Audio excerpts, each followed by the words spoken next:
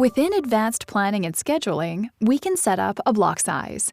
We have a variety that are already set up. A block size is anything that is divisible into 60. You could fine-tune and schedule your shop down to the minute if you wanted to do that, but most manufacturers are going to schedule in increments of 5, 10, 15, 30, or 60 minutes. You can set up block sizes using these parameters to improve scheduling. In advanced planning and scheduling maintenance, you can change the block size. So if you change the block size on the prior screen, you need to run advanced planning and scheduling maintenance to reset the schedule and the scheduling blocks for the planning window.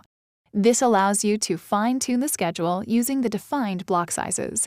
For example, if you had defined 30-minute blocks, then you are going to get 2 blocks per hour.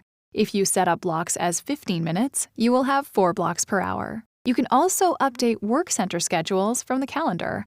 If you add or subtract any type of capacity from a work center, then you need to run this process to update everything throughout the system. Within order types, you have a variety of settings related to material issues. For example, you may not want to allow employees to underissue material.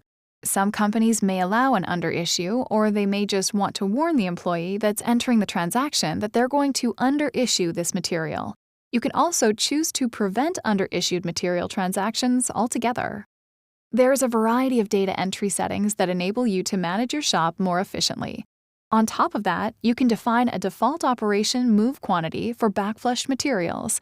For example, if you are making 10 items on a production order and you complete 5 the first day, the next time you enter data against the order, the system will default the quantity to 5 because it knows that you completed 5 previously. From an overissue standpoint on the material, the application supports unreleased batch quantities. So if somebody completed a batch from a material issue and it has not been released, the software will enforce the overissue rules established previously. The rough cut planning screen is like a scheduling workbench. These are all of our production orders that are in the facility. This includes orders in various statuses. So there is a plan.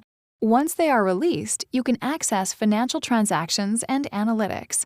Orders in process have already been started. They have transactions posted against them that will update financials.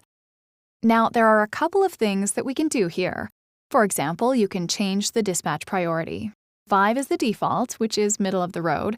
1 is the highest, and 10 is the lowest. So as a planner, you can see what work needs to be scheduled, and then you can change the constraint date here to move the schedule around based on the constraint date and the dispatch priority.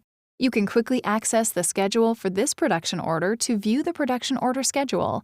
This one is in a planned state. In the Work Center scheduling screen, you can view this for the overall site or warehouse. You could look at it for a specific work center within that warehouse, and then you could look at it for any order type, specific production number, and date range. For example, you'll notice that there are 3 operations, so these are the 3 work centers used for this production order. The schedule blocks that we talked about earlier are set to 0. This tells you that it's infinitely scheduled. And the start and end time is also infinitely scheduled. So at 11:59 to 11:59, that shows that it's infinitely scheduled. You can also see the actual scheduled times based on the run rates set up in the bill of materials. This is the production order number and the operation. Now, when you schedule this, you can see how it changes.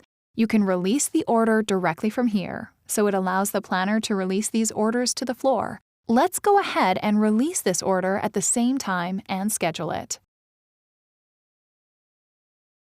So now, when you look at the production order maintenance, here's the order, 3715, that was just scheduled and released. And then when you go into the production order maintenance, this one is released now, and we can see the time it was released. If necessary, you can change the dispatch priority here, as well as the constraint date, provided that you have the security access to do so. You can schedule forward from a start date or backward from a finish or end date. You can also schedule infinitely or finitely against available capacity and constraints. These options provide flexibility to handle a variety of different needs. Now, if you look at the schedule again, you'll notice that now you can see scheduled blocks. So in this case, everything is based on the capacity available for the work center and labor based on this shift. You can see that there are 5 scheduled blocks. So this is running an hour and 15 minutes, which, as you can see, it starts at 9 a.m. and it's going to end at 10:15. And then the next operation will start at 10:15 and end at 11:15. And then it will move on to the last operation from 11:15 to 11:30. In addition, you can define overlap for operations. Here you can see this one takes up only an hour and 6 minutes, so I have a buffer of 9 minutes for unexpected issues or for movement to the next operation.